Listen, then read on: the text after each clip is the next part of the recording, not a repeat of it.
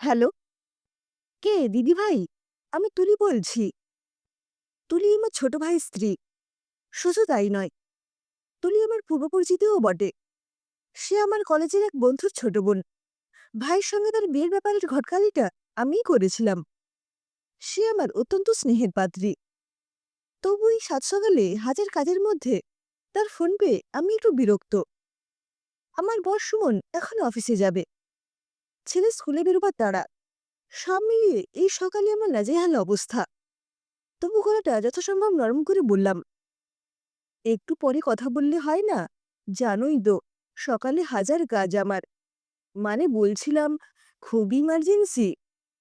ওই বাবা হঠাৎই একটা কাণ্ড করে বসেছেন। যদি একবার আসতে পারো। এখন হবে না তুলি, আজ বাবানের স্কুলে এক্সাম আছে। আমি এদের সব রেডি করে দিয়ে তারপর তোমার ওখানে যাচ্ছি। সে তুমি যা ভালো বোঝো করো। আমার জানানোর কথা জানিয়ে দিলাম। আর তোমার ভাই তো জানো, অফিসের কাছে দুদিন আগে দিল্লি গেছে। এখন হয়তো ফ্লাইটে আছে। মনে হয় ঘণ্টাখানেক সময় লাগবে বাড়ি ঢুকতে। বাবা আসলে সকালে সেই যে মর্নিং ওয়াকে বেরিয়েছেন, এতটা বেলা হয়ে গেল, এখনো ফেরেননি। ফোন করেছিলাম, সুইচ অফ বলছে। ঠিক আছে, আমি রাখি তাহলে। বাবা প্রতিদিন ভোর 5:30 নাগাদ মর্নিং ওয়াকে বেরিয়ে যান। 7টা 7:30টার মধ্যে বাড়ি ফিরে আসেন। আর এখন 8টা বেজে গেছে। চিন্তার বিষয় তো বটেই, কিন্তু আমার এখন অনেক কাজ।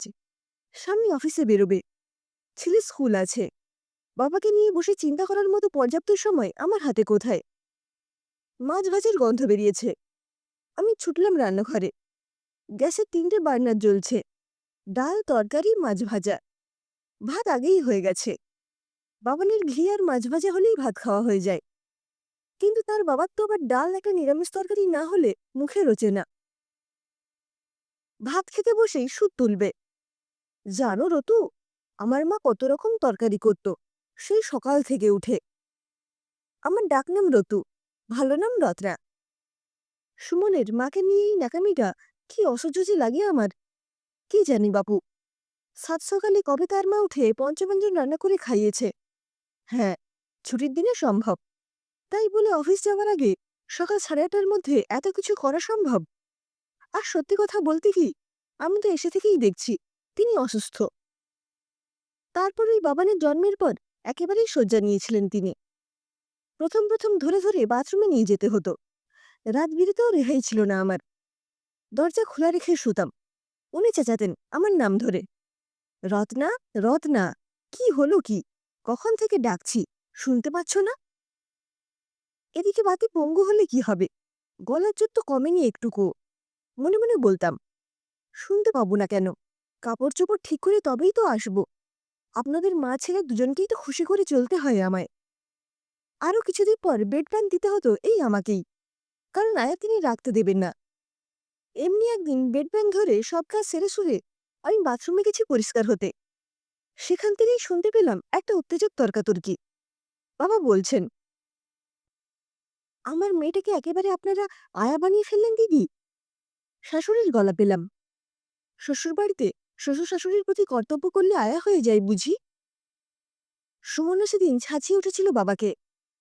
কোন দিন বলবেন এই যে সে রান্নাবান্না বাড়ির কাজকর্ম করছে সেটাও চলবে না, আমি এইসব কাজ করিয়ে তাকে বাড়ির ঝি রাঁধুনি বানিয়ে ফেলেছি।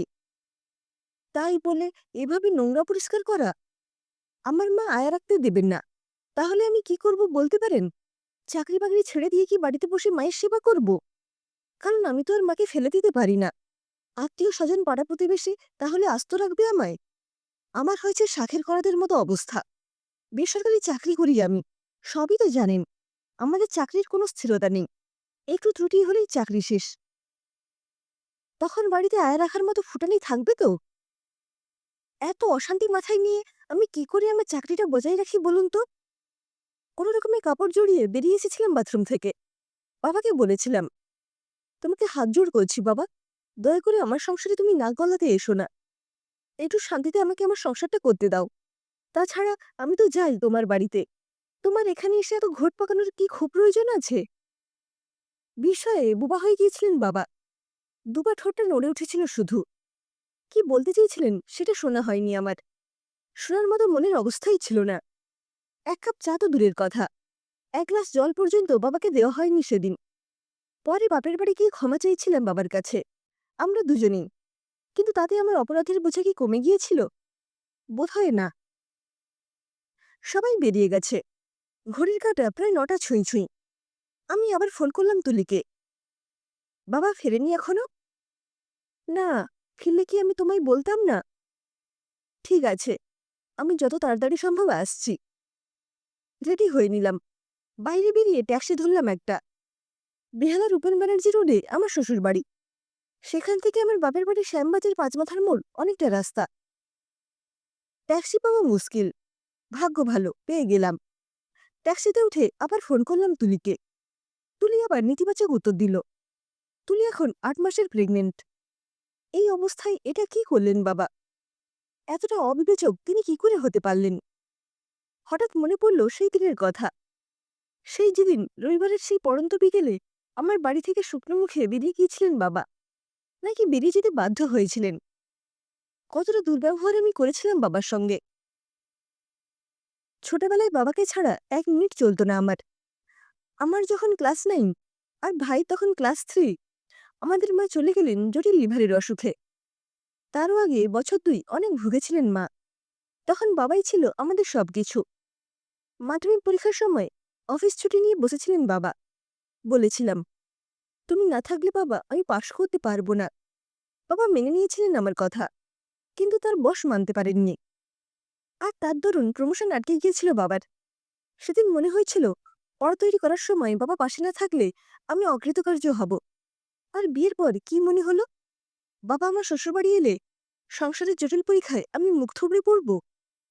সেদিনের ঘটনার পর আর কোনোদিন আমার বাড়িতে আসেননি তিনি, এমনকি শাশুড়ি মারা যাবার পরেও না। ঠিক কতটা আঘাত দিয়েছিলাম আমি বাবাকে। কোথায় গেলেন বাবা? কত দূরে, কোন অনির্দিষ্ট ঠিকানায় গেলেন তিনি? আর কি কখনো? এসে গেছি বৌদি, ট্যাক্সি ড্রাইভার বলল।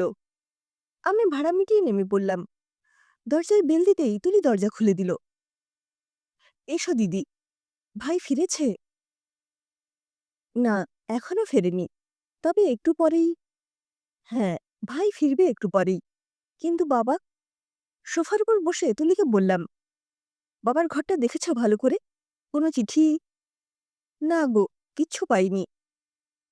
কিছু মনে করো না তুলি, বাবাকে কিছু বলেছিলে তুমি? জানি তো, এইরকম কোনো অভিযোগ আমার বিরুদ্ধে আসবেই। তুমি রাগ করো না তুলি, আসলে বাবার মনটা খুব নরম ছিল তো, বিশেষত আমাদের ব্যাপারে, তাই জিজ্ঞাসা করছিলাম। বাবাকে আমি কি বলবো? সারাক্ষণ তো উনিই আমাদের বলতেন। তুমি জানো না, মাঝরাতে ছেলের কাশির আওয়াজ পেলে এসে দরজা ধাক্কা দিতেন। কি সব পাতা, দারচিনি, গোলমরিচ উনি জলে ফুটিয়ে নিয়ে এসেছেন। ঠিক আছে, মানলাম, ওটা খেলেই সব ঠিক হয়ে যাবে। কিন্তু তার জন্য কি সকাল পর্যন্ত অপেক্ষা করা যেত না? রোজই তো কিছু না কিছু নিয়ে বলতেন দিদিভাই। একটু তেল মশলা দিয়ে রান্না করলেই উনি বিরক্ত হতেন। ওনার বাবু লিভার খারাপ হয়ে যাবে। বললাম, আসলে মা তো লিভারের অসুখেই চলে গেলেন। সে না হয় বুঝলাম, কিন্তু ওনার আপত্তি তো মনে হয় সবেতেই ছিল। হাতে একগাদা জামাকাপড়ের প্যাকেট দেখলেও উনি বিরক্ত হতেন। ঘরে ঢুকেই ওনার বেজার মুখ দেখতে হতো। বলতেন, আজ অনেক টাকা খরচ করে ফেললি না রে। মার্কেটিংয়ের আনন্দটাই মাঠে মারা যেত আমাদের। সহ্য করতে করতে তোমার ভাই বলে দিয়েছিল। গলার কাছে কি যেন একটা খচখচ করে উঠল আমার। বললাম, ভাই বলেছিল বাবাকে? কি বলেছিল? তেমন কিছু না, তোমার ভাই বলল, তোমার মাইনের সঙ্গে আমারটা তুলনা করো না বাবা, এটুকু অ্যাফোর্ড করার ক্ষমতা আমার আছে। মনে পড়ে গেল, ভাইকে বেসরকারি ইঞ্জিনিয়ারিং কলেজে ভর্তি করার সময় এতটুকু কার্পণ্য করেননি বাবা। আমি যখন যা চেয়েছি, গান শেখা, নাচ শেখা, সবেতেই উৎসাহ দিতেন। হ্যাঁ, একথা ঠিক, তিনি বাঁচাতে পারেননি আমাদের মাকে, কিন্তু চিকিৎসার ব্যাপারে এতটুকু গাফিলতি করেননি কখনো। মায়ের কথা মনে হতেই তুলিকে জিজ্ঞাসা করলাম, বাবার ঘরের দেওয়ালে মায়ের একটা ফটো টাঙানো ছিল, সেটা আছে? দেখেছ? মায়ের দুটো ফটো ছিল তো, একটা মনে হয় নিয়ে গেছেন, আর একটা বাবার পড়ার টেবিলের উপর রাখা আছে দেখলাম।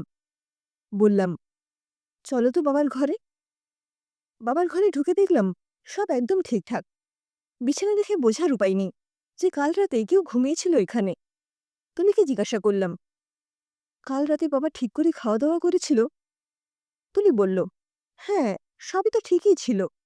শুতে যাবার আগে জ্ঞানও দিয়েছিলেন যথারীতি। বললাম, কিরকম? ওই, বেশি রাত অব্দি ফোন নিয়ে বসে থেকো না, বাবুরও তো সকালে ফ্লাইট। আমি বাবাকে বেশি কিছু বলিনি, বিশ্বাস করো দিদিভাই। শুধু বলেছিলাম, আপনার বাবু তো আর ছোট্টটি নেই, একটু ছাড়তে শিখুন। মায়ের ফটোটা টেবিলের উপর থেকে তুলতেই চার ভাঁজ করে কাগজ পড়ে গেল মেঝেতে। দরজায় বেলের শব্দ হলো ঠিক তখনই। তুলিকে বললাম, যাও গিয়ে দরজাটা খোলো, ভাই এলো মনে হয়। তুলি দরজা খুলতে চলে গেল, আর আমি বাবার হাতে লেখা ভাঁজ করা কাগজটা খুললাম। স্নেহের, তোরা ভালো থাকিস রে, আমিও ভালো থাকব। ফেসবুকের বোধহয় সবটাই খারাপ নয় রে। স্কুলের কত পুরনো বন্ধুদের সঙ্গে যোগাযোগ হয়ে গেল জানিস। দীপ্ত, সৌরভ, শেখর। শেখর তো আবার বিয়েই করেনি, ওই প্রস্তাবটা দিল। বলল, কি রে, অনেকদিন তো হলো সংসার সংসার খেলা, বৌদিও গত হয়েছেন, ছেলেমেয়েরাও সব নিজেদের সংসার নিয়ে ব্যস্ত, থাকবি নাকি আমার সাথে আমার শান্তিনিকেতনের বাড়িতে? খুব মজা হবে। মাঝে মধ্যে এদিক সেদিক ইচ্ছে মতো বেরিয়ে পড়বো আমরা। রতু, বাবু, ওরাও তো সব বড় হয়ে গেছে এখন, ওদের ওদের মতো সংসারটা করতে দে। আমিও ভেবে দেখলাম জানিস, একদম ঠিক কথা বলেছে শেখর। আর আমারও একটু নিরিবিলিতে নিজের মতো করে স্বাধীনভাবে বাঁচা দরকার। তোদের কিন্তু আমি সাবধান করে দিচ্ছি, আমাকে যেন আর ফিরে যেতে বলিস না। এই নতুন করে ছেলেবেলায় ফেরত যাবার মুক্তির আনন্দটুকু কেড়ে নিস না। আমি তো আর হারিয়ে যাচ্ছি না রে, শুধু একটু নিজের মতো করে বাঁচতে চাইছি। দাদুভাইকে আমার ভালোবাসা দিস। আর তুলির কোলে নতুন যে আসছে, তার জন্য অনেক শুভকামনা রইল। এখন ফোনটা সুইচ অফ করে রেখেছি, ওখানে পৌঁছেই ফোনটা চালু করে দেব। আমার জন্য অযথা ভাবিস না রে, নতুন অতিথি এলেই আমাকে খবর দিতে ভুলিস না যেন। ঝাপসা হয়ে গেছে আমার চোখ দুটো। ভাই এসে দাঁড়িয়েছে আমার পেছনে, অস্ফুটে বলল, দিদি, এটা বাবার চিঠি। কান্নায় গলা বুঝে আসছিল আমার। বললাম, হ্যাঁ রে ভাই, বাবা নিষ্কৃতি দিয়ে গেছেন আমাদের, তার অতিরিক্ত শাসন আর ভালোবাসার গুরুভার থেকে। শান্তিনিকেতনে তার ছেলেবেলার বন্ধুর শান্তির নির্টিতে জীবনের এই শেষবেলায় তিনিও চান নিজের মতো করে বাঁচতে। হতভম্ব হয়ে ভাই আর তুলি তাকিয়ে আছে আমার দিকে। ভাইয়ের পিঠে হাত রেখে বললাম, বাবা একেবারে সঠিক সিদ্ধান্ত নিয়েছেন রে ভাই। আর সন্তান হিসেবে আমাদেরও তো উচিত তার এই সিদ্ধান্তটিকে সম্মান জানানো।